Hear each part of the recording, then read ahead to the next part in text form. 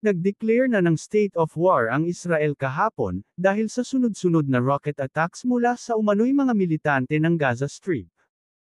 Matatanda ang lumipad sina Raver at Julian patungong Israel 3 days ahead of the concert para makapamasyal sa bansa. Sa kani-kanilang Instagram post, makikita ang mga photos ng kanilang tour. Sina Julian San Jose at Raver Cruz, inabutan ng lockdown sa Israel, matapos makancel ang concert.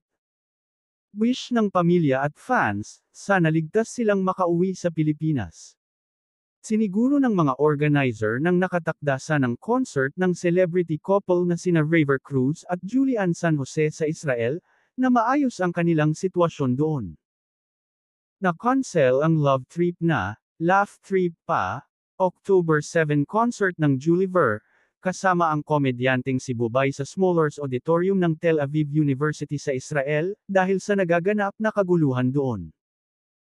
Ayon sa Instagram post ng Sparkle ng GMA hinggil sa naturang pangyayari, Special Advisory, in view of the recent reports we are getting from Tel Aviv, the management of Sparkle would like to announce that Julian San Jose, Raver Cruz, Bubay, and the Sparkle team who are currently in Israel now, for a concert are all safe.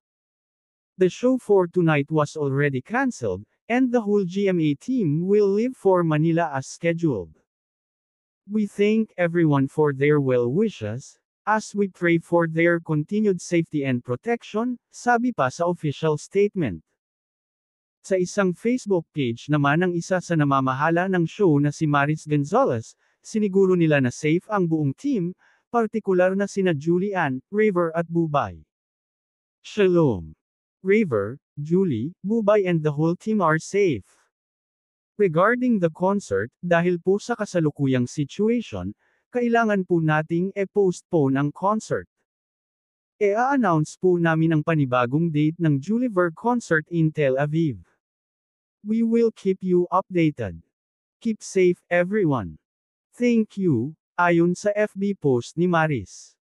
Kinumpirma rin ng manager ni Raver na si Albert Chua, na safe ang Kapuso couple at ang lahat ng kasama-sana nila sa nakanselang concert, at naghihintay na lang sa pagbubukas ng airport sa Israel para makauwi na sila ng Pilipinas.